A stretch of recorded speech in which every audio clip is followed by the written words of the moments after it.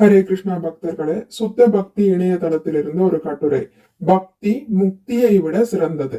முக்திக்கான தனி முயற்சி தேவையில்லை. ஒரு பக்தர் முக்தி அல்லது விடுதலையை அடைய தனியாக பெருமுயற்சி செய்ய வேண்டியதில்லை.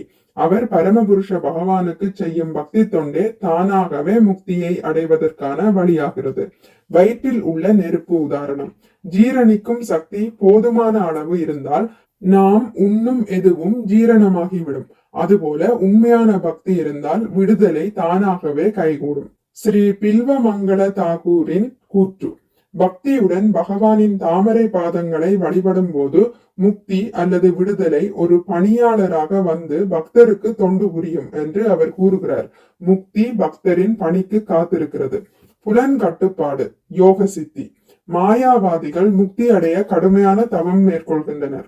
பக்தர்கள் ஹரே கிருஷ்ண மகாமந்திரத்தை உச்சரிப்பதன் மூலமும் பகவானுக்கு அர்ப்பணிக்கப்பட்ட பிரசாதத்தை ஏற்றுக்கொள்வதன் மூலமும் தங்கள் நாவை கட்டுப்படுத்துகிறார்கள். சுய உணர்வு. கட்டுப்படுத்தப்பட்டவுடன் பிற எல்லா புலன்களும் இயல்பாகவே கட்டுப்படுத்தப்படுகின்றன. இதுவே யோக தத்துவத்தின் முழுமையாகும். விடுதலை. ஒருவர் தன்னை பகவானின் தொண்டில் ஈடுபடுத்திய உடனேயே அவரது விடுதலை தொடங்குகிறது. உறுதிப்படுத்துதல்.